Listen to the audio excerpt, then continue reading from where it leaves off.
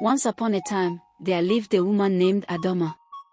Adama was kind-hearted and always ready to help anyone in need. However, she had one problem: she was very fat. The people in the town were cruel to her because of her size. They called her names, laughed at her, and treated her with disrespect.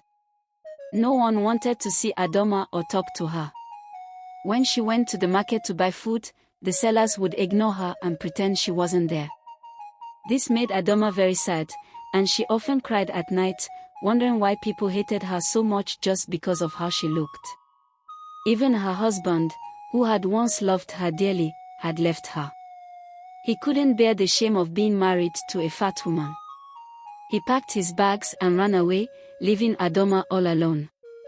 The loneliness weighed heavily on her heart, and she felt like she had no one in the world. One day, news spread throughout the town that the king was going to host a grand party. The king's son, the prince, had been sad for many months, and no one could make him smile or dance. The king was worried about his son and announced that anyone who could make the prince smile and dance at the party would be rewarded. The reward was not small thing. Whoever succeeded would be put in charge of the entire town, with all the power and riches that came with it. The people were excited. Everyone wanted to try their luck at the party. They practiced their songs, dances, and jokes, hoping to win the prince's favor. When the day of the party arrived, the palace was filled with people dressed in their finest clothes. Musicians played, dancers toured, and everyone was eager to see who would win the king challenge. Adama, despite all the hate she received, decided to attend the party.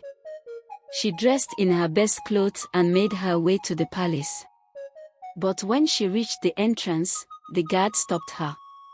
"Where do you think you're going?" one of the guards sneered. "You don't belong here." Adama pleaded with them to let her in, but they refused. They pushed her back and told her to leave. But Adama was determined. She had faced worse than this in her life, and she was not going to give up now. She raised her voice and shouted so loudly that the king himself heard her from inside the palace. "Who is shouting at my gate?" the king demanded. The guards, frightened by the king's anger, explained that it was just a fat woman who wanted to enter the party. The king was curious and ordered them to let her in. When Adama entered the palace, the crowd fell silent. They couldn't believe that the fat woman they had always laughed at was standing in front of them. Some of them murmured and whispered among themselves, but Adama ignored them. The competition began, and one by one, people tried to make the prince smile and dance. Some sang beautiful songs, others performed funny acts, but nothing seemed to work. The prince remained sad, his face showing no sign of joy. Finally, it was Adama's turn. As she stood in front of the prince, the crowd began to murmur again. They doubted that someone like her could make the prince smile. But Adama did not let their words affect her. She took a deep breath and started to sing. Her voice was soft and sweet, and as she sang, something magical happened. The prince's face lit up with a smile, and soon he was tapping his feet to the rhythm of her song. Then, to everyone's surprise, the prince stood up and began to dance. The entire hall was stunned. The prince was not just smiling, he was laughing and dancing with joy.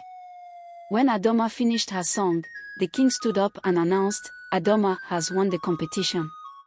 From this day forward, she will be in charge of everything in this town. All of you will answer to her." The people were shocked, but they had no choice but to accept the king's decision. Suddenly, those who had once mocked Adama began to treat her with respect. They wanted to be her friend and seek her favor. Even her husband, who had abandoned her, returned to beg for her forgiveness. But Adama, who had suffered so much at their hands, did not let power change her. She remained kind and fair, treating everyone with the respect and compassion they had once denied her. She forgave her husband but chose to live her life independently, knowing her worth and value. Under Adama's leadership, the town prospered. People learn to look beyond appearances and judge others by their hearts, not their looks. And Adama, once the most hated woman in the town, became the most loved and respected. The moral of this story is that we should never judge people based on their appearance. True worth is found in a person's character and heart, not in how they look. Treating others with kindness and respect, regardless of their size or shape, leads to a happier and more harmonious community. And for those who are mistreated, remember that your value is not determined by others' opinions but by the goodness in your heart. If you enjoyed the story, please like and subscribe, it's free.